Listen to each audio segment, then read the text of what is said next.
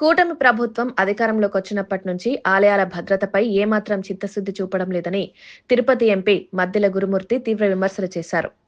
తిరుపతి దేవస్థానానికి సంబంధించిన అధికారులను వేధించడం, ప్రతిపక్ష పార్టీలకు చెందిన వ్యక్తులపై బురద చల్లడం పరమావధిగా మారిందని అన్నారు. తిరుపతి దేవస్థానం పరిపాలన పూర్తిగా గాడి తప్పిందని, దీనికి అనేక ప్రత్యక్ష నిదర్శనలున్నాయని తెలిపారు.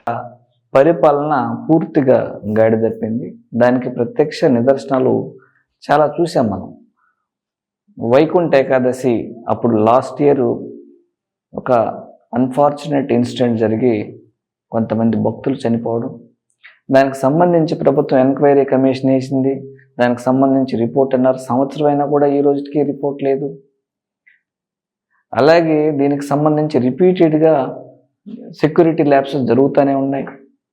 వీటి గురించి పట్టించుకునే నాదుడే లేదు.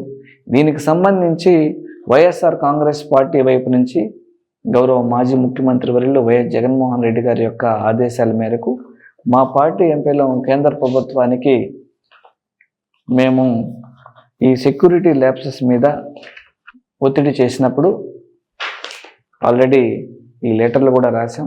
దీనికి సమాధానంగా కేంద్ర ప్రభుత్వం నుంచి అమిత్ షా గారి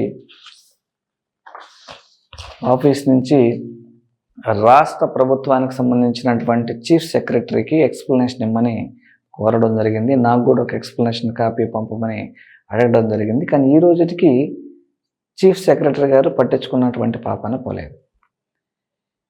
సో ఈ ప్రభుత్వం ఆలయాల భద్రత మీద ఎంత చిత్తశుద్ధి ఉందో దీన్ని బట్టి అర్థమవుతుంది. కంప్లీట్గా ఆలయాల యొక్క పాలనని వదిలేశారు కాబట్టి, గాలికి వదిలేశారు కాబట్టి ఈరోజు రాత్రి 11 గంటల నుంచి 1 గంట వరకు ఒక మందుబాబు నడింగ్ గోపురం పైకెక్కి పవిత్రమైనటువంటి కలశాలని డెమాలిష్ చేయాలని చూశాడు. అంటే ఎక్కడ పడితే అక్కడ మద్యం విచ్చలవిడిగా బెల్ట్ షాపులు పెట్టి అమ్మి విచ్చలవిడిగా నకిలీ మందు అమ్మడం వల్ల తాగి ఏం చేస్తున్నారు ప్రజలు వాళ్ళకే అర్థం కాని పరిస్థితిలో ఉంది. సో ఎవరైతే దీనికి కారణభూతులైన ఖచ్చితంగా వాళ్ళ మీద స్ట్రింజెంట్ యాక్షన్స్ తీసుకోవాలని, ఇలాంటి ఘటనలు జరగకూడదని వైఎస్ఆర్ కాంగ్రెస్ పార్టీ నుంచి డిమాండ్ చేస్తాం.